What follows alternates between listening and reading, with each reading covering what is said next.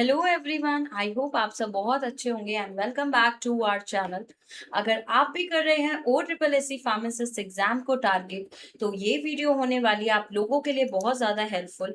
Human anatomy and physiology एक ऐसा subject है जो आपके सभी फार्मासिस्ट एग्जाम में हाईली वेटेज सब्जेक्ट की तरह होल्ड करता है अगर पूछा जाए तो। एंड अगर आप भी प्रीवियस ईयर पेपर्स को एनालाइज करोगे तो आपको पता चलेगा कि ओ ट्रिपल एस सी कुछ स्पेसिफिक टॉपिक से बार बार रिपीटेड क्वेश्चन पूछता है। आज के इस सेशन में हम पहले देखेंगे कौन से टॉप 6 टॉपिक्स हैं जो रिपीट होते हैं, और फिर हम सॉल्व करेंगे कुछ top repeated MCQs with full concept explanation. इस वीडियो के बाद एचईपी के बेसलाइन क्वेश्चन आपके फिंगर टिप्स पर होंगे, तो बिना किसी डिले के अपने नोटबुक उठा लीजिए, पेन निकाल लीजिए एंड लेट्स गेट स्टार्टेड। तो हम लोग सबसे पहले बात करेंगे हमारे highly weightage top 6 repeated topics की। ठीक है, जो हमारे एचएपी से या फिर मैं इनको बोल सकती हूँ मस्ट स्टडी रिपीटेड टॉपिक्स है ये, जो आपके फिंगर टिप्स पर होने चाहिए। जैसे पहला टॉपिक आता है हमारा कार्डियोवास्कुलर सिस्टम एंड ब्लड, जिसमें से आपके पास रिपीटेड क्वेश्चन आते हैं आपके ब्लड कॉम्पोजिशन से, हार्ट वॉल से, पेस मेकर पूछा जाता है, लाइफ स्पेन पूछ ली जाती है बहुत बार। Then second topic is skeletal system, जिनमें से आपका बोन काउंट पूछा जाता है, लॉन्गेस्ट स्मॉलेस्ट बोन पूछे जाते हैं, जॉइंट्स की क्लासिफिकेशन बार बार पूछी जाती है। And the third is your nervous system. Nervous system से आपका क्रेनियल नर्व्स कितने होते हैं ये पूछ लिया जाता है, सेरिबैलम का फंक्शन क्या होता है, ब्रेन स्टेम का फंक्शन क्या होता है, ये आपके एमसीक्यू के फॉर्म में रिपीटेड क्वेश्चन आते हैं। रिनल और यूरिनरी सिस्टम से आपका नेफ्रॉन का स्ट्रक्चर पूछ लिया जाता है, जीएफआर रेट पूछ लिया जाता है, यूरिन फॉर्मेशन का प्रोसेस पूछ लिया जाता है, अरेंजमेंट्स पूछ ली जाती हैं इनकी। Then fifth is your endocrine system. इसमें आपका pituitary gland hormone, thyroid, pancreatic hormone, insulin, glucagon, repeated topics हैं, रिपीटेड एमसीक्यूज आ रहे हैं, रिपीटेड क्वेश्चन मिल जाएंगे आपको प्रीवियस ईयर इसमें। देन डाइजेस्टिव सिस्टम में आपके enzymes, stomach acid, bile production कैसे हो रहा है और इसकी स्टोरेज कहाँ होती है, बहुत बार आता है। अगर आपने ये 6 टॉपिक्स अपने टिप्स पर कर लिए हैं, तो मैं ये बोल सकती हूँ आपकी एचएपी 80% क्वेश्चन आप लोग इनमें से डायरेक्ट अटेम्प्ट कर सकते हैं। डायरेक्ट अटेम्प्ट कर सकते हो अगर आपके ये 6 टॉपिक्स टिप्स एंड ट्रिक्स पर हैं। इनमें भी जो मैंने आपके इनके पार्ट्स बताए हैं, सब टॉपिक्स बताए हैं, इनको आपको अच्छे से करना है। So let's move towards the next slide, जिसमें हम करने वाले हैं आपके साथ कुछ एमसीक्यू प्रैक्टिस। Let's move. तो here is the question number 1। सबसे पहले आपसे पूछा गया इनमें से बताइए which is the longest and the strongest bone in the human body. Longest और स्ट्रॉन्गेस्ट बोन कौन सी है ह्यूमन बॉडी में? फेमिर, ह्यूमेरस, टिबिया या फिर radius? The answer will be without any doubt femur। फेमिट, जिसको हम लोग वेरी फेमस थाई बोन के नाम से भी जानते हैं, इसको हम लोग थाई बोन के नाम से भी जानते हैं। अगर आपके पास सेम क्वेश्चन आए कि आपसे पूछा जाए कि हमें बताइए ह्यूमन बॉडी की स्मॉलेस्ट बोन कौन सी है, तो आंसर क्या होगा? स्मॉलेस्ट बोन है आपकी स्टेपिस। कहाँ होती है? आपके मिडल ईयर में, आपके मिडल ईयर में मिलती है, राइट। तो दोनों ही तरीके से याद रखना है, लॉन्गेस्ट और स्ट्रॉन्गेस्ट, एंड अगर पूछ लिया जाए स्मॉलेस्ट तो stapes will be the answer. Let's move towards the next question.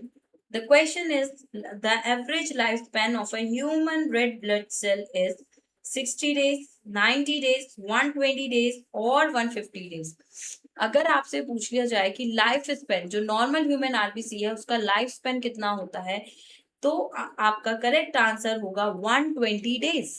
RBC का डिस्ट्रक्शन अगर पूछ लिया जाए, मतलब आपने नाम सुना ही होगा, अगर आपसे क्वेश्चन में पूछा जाए ग्रेवयार्ड ऑफ आरबीसी, अगर ग्रेवयार्ड ऑफ आरबीसी पूछा जाए तो क्या होगा इसका आंसर?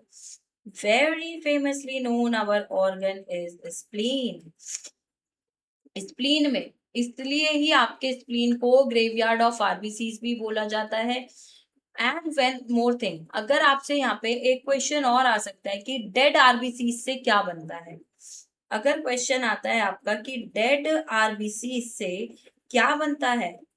तो आपके डेड आरबीसी से बनते हैं bile pigments, bilirubin and biliverdin. Bilirubin and biliverdin, they both are bile pigments। तो ये क्वेश्चन भी बहुत बार रिपीट हुए हैं, इसलिए मैंने आपको बताया है। ग्रेव यार्ड ऑफ आरबीसी कहाँ होता है? आपके स्किन में। और इसके साथ साथ आपके डेड आरबीसी से क्या बनता है? Bilirubin and biliverdin, which are your bile pigments. Directly पूछा जा सकता है, नोट कर लेना इनको। Now, the question number third is natural pacemaker of the human heart is located in which region? AV node, SA node, bundle of his, Purkinje fiber। इस question में आपसे पूछा है कि हार्ट का नेचुरल पेसमेकर किसको कहा जाता है? The answer will B SA node, B। SA node आपका इम्पल्स जनरेट करते हैं at the rate of 70 to 80 पर मिनट, राइट। ये आपके क्या करते हैं? ये कहाँ होते हैं? आपके राइट एट्रियम के अपर वॉल में प्रेजेंट होते हैं। इसके बाद आपके इम्पल्स जो है आपके एवी नोड में जाते हैं, then they goes to the bundle of His, bundle of His से वो सब जाते हैं आपके पर्किंज फाइबर्स में, पर्किंज फाइबर में ट्रेवल करते हैं। कभी कभी एग्जाम में आपके ये अरेंजमेंट भी पूछ ली जाती है, इसलिए मैंने आपका ये डाउट यहाँ पर क्लियर किया है। जो भी चीजें मैं अलग से लिख रही हूँ आप लोग प्लीज नोट कर लीजिएगा, क्योंकि प्रीवियस ईयर क्वेश्चन के रिपीटेड क्वेश्चंस है। Now the question number 4 is what is the structure and function unit of the kidney. आपकी किडनी की स्ट्रक्चर और फंक्शनल यूनिट बतानी है। न्यूरॉन, एल्वियोलाई, हेपेटोसाइट या फिर नेफ्रॉन।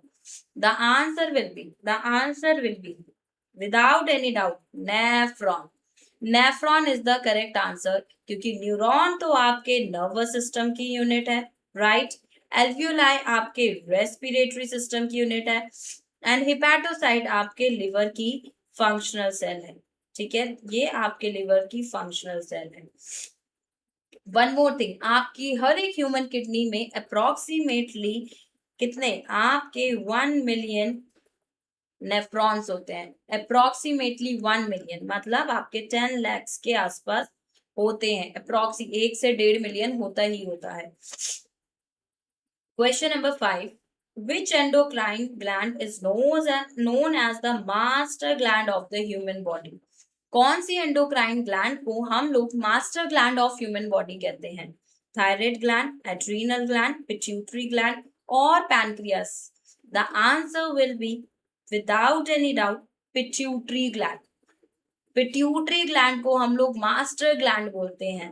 अगर आपसे पूछ लिया जाए मास्टर ऑफ मास्टर ग्लैंड, अगर मास्टर ऑफ मास्टर ग्लैंड पूछ लिया जाए तो आंसर क्या होगा?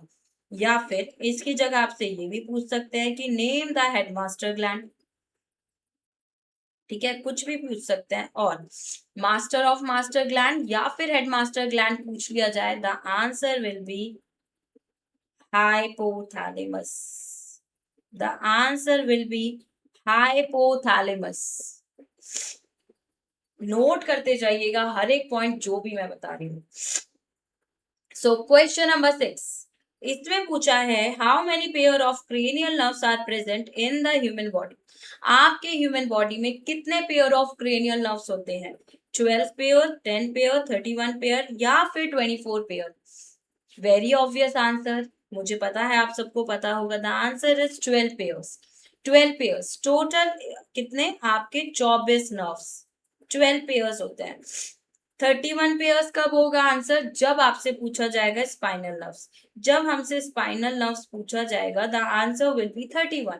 अगर क्रेनियल पूछा है 12 पेयर्स।